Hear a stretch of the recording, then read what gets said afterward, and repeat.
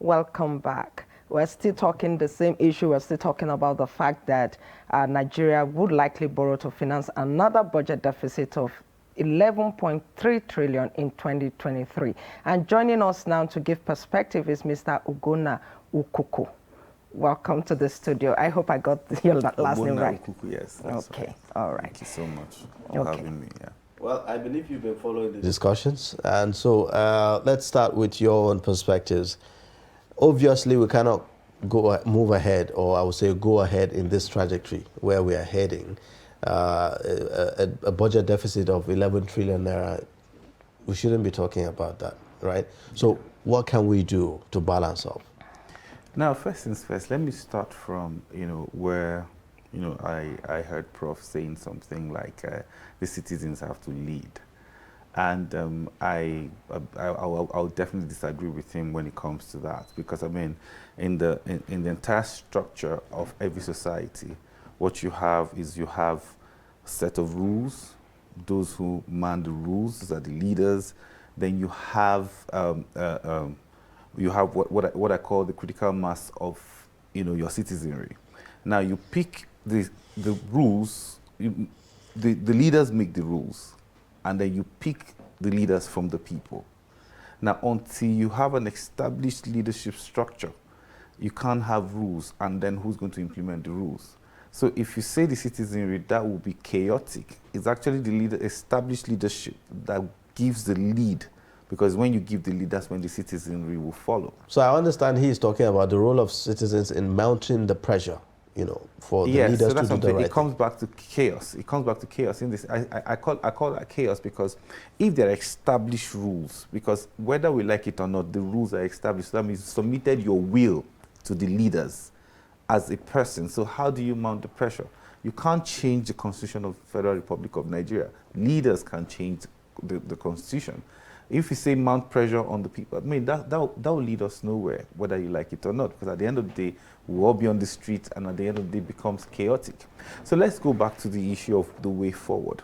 Now, our way forward, as far as I'm concerned, is we still have to run a government, right? Because, I mean, it takes a whole lot for you to build that system which will be productive, that industrialized system where you're going to have structures work. Now, if they, in leadership, people who are in leadership begins to see pressure from inability to even borrow from outside, now you're borrowing from the central bank. Now, if you now begin to break your own rules, now the question is, the other arm of government that is supposed to checkmate what you're doing, what have they done? So if they decide not to do anything, so it leaves us to a position where we know elections are coming. So everybody should take a decision based on the fact that you need people who will be able to, when you subscribe to them as in lead me, they have the capacity to lead. So going back to the real issue is we're in a strong quagmire where is either you face the borrowing and continue living, or you stop borrowing and then nothing happens. Because whether we like it or not, we won't be able to pay salaries if you don't borrow, we won't be able to do anything. We can't run government without borrowing as it is right now. So borrowing to pay salaries, again, is that justifiable? No, it's not at all. That's something that a lot of experts have said, look, we shouldn't be doing that. We should look inwards. How can we generate money? How can we get institutions to bring more money instead of government going out to borrow money? Now, this is the thing. If you set targets for yourselves, let's say, because these were the things that when the last MTEF was discussed, these were the issues where I remember Udo Udoma mentioned this kind of, he said we should run Nigeria as a transaction, we should run Nigeria like a private enterprise. Now, if those key indicators that were raised during the MTEF when he was leading national planning, if we followed them through, we won't be here today. Because whether we like it or not, until you become productive, until you begin to look inwards on how to generate more funds, there are things in economic development, that's what we call lifelines. Lifelines are natural things given to you by nature to take advantage of, to make more money or make more for yourselves. There are things I use a very simple thing. It's very simple. Let me give you a very simple example. What we play with here, we call cattle that walk around on the streets. That's exactly what contributes 4% to the GDP of Botswana. Are they magicians? No. I didn't call any country abroad. I'm calling a country in Africa. Botswana's GDP, 4% of Botswana's GDP is being contributed by cow and cattle. But we're still discussing whether we do Ruga or do settlements. See, these are things because, I mean, and their foreign exchange in Botswana is predominantly, it's largely contributed from export from beef. But we're here arguing. So what does that tell you? That the lifelines that God has given to us, we're not taking advantage of them. So why do you think efforts are not on by states and the federal government and then the state to generate as much revenue as possible? Some Nigerians have said that it's because the option of borrowing is there. That's why this is happening. So that's what I'm saying. If we can't stop them from borrowing, the only people we have that can stop them are people at the National Assembly. And if the people at the National Assembly begin to agree to this borrowing, so what do? So we're there at that position where we'll say, okay, let's wait it out. Let's see what next. So which gives us that critical opportunity to say, okay, let's take the right decisions. Let's stand by those we know, not by tribal sentiments, not by religious sentiments, those who we think that have the mental capacity to lead. That's what it is. To what extent would you say that this ethnic primordial sentiments, have affected the way Nigeria has interacted economically with each other?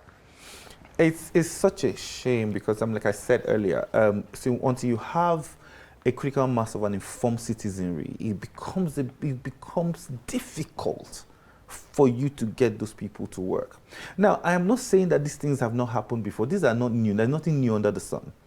Country like Singapore, Prof mentioned, or was it the other guest, Paul mentioned, countries like Singapore, it was because they had leadership. Lee Kuan Yew made sure that those things don't come up. Today, Rwanda has become a destination that everybody wants to go to. Rwanda have started working because a man, Paul Kagame, took a decision that nobody mentions religion in this country, nobody mentions ethnic. If you mention it's now been imbibed in the nation, where even a friend of mine who was dating somebody from Rwanda, the relationship broke up the day the guy asked the girl, are you Hutu or whatever, the other tribe? That was the end of the relationship. That's how bad it is. So until we begin to, we're just here playing games. But like I said, there's a major problem of critical mass of uninformed citizenry. People who don't know their left from their right. It's beyond going to school. It's information. A lot of them have wrong information. They don't even understand where to go to. So we have a huge problem. So we have a problem of human resource development, is it? Of course. Because, most times when we talk about revenue generation, we are always talking about the oil sector, the non-oil sector, manufacturing, production, agriculture, and the rest of them, but we tend not to really look at the issue of human capital development in the country, right? Yes. So if you look at its security and how it has affected education, you look at the strikes and the rest of them. What does that say about our attitude towards human capital? Yeah, see, it's a vicious circle. When you don't inform your citizens, the crime would definitely increase because, one, when people don't know the right things to do, they begin to do the wrong things. Until you make people, and again, we have this huge mistake we make in Africa, especially in Nigeria. We expect people to do the right thing. That's why religion has not done us so well. Religion will want to make you preach to you to be right. Now, sane societies make people do the right thing. So we invariably, what it does is, if you do this, this is exactly what's going to happen to you. That's when you now hold back in doing the wrong thing. You see, man by nature is rebellious. Man by nature hates to be guided, put in a box. No, that's how man is. But if you create systems that will make a man abide, a man will abide, knowing fully well that if I do the wrong thing, this is exactly what's going to happen to me. So this is where we've all been getting it wrong. And again, there's something very important we need to discuss here. There's no way on earth we are still, see, I think it's only in Nigeria that we still run our budget through rents from oil. Other oil producing countries, most of their oil funds go to sovereign wealth fund. So it's through taxation that you run nation. It's through income generated within the system, not rent and a sale of crude oil. No, this is wrong. So right from the day we discovered oil, that's when we started getting it wrong.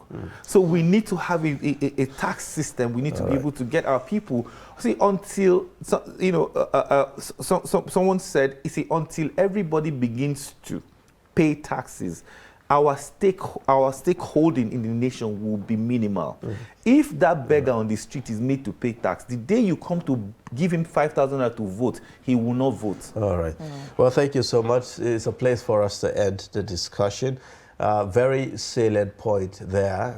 We need to get Nigerians to be more productive and contribute to the economy, and not just always run out for funds out there. Thank you so much, Ogbonna Okuku, development economist, and thank you for joining us on Daybreak. All right, thank you for having me. All right. Well, that's a wrap on the Daybreak show for today. In case you missed, you can always catch up on our YouTube. You can watch us live on watch us live on YouTube, and also subscribe to all our social media platforms for other content. My name is Ayuba Ilya. Thank you for tuning in this morning. The show continues same time, same station tomorrow. My name is Stella Iyaji. Do have a pleasant day.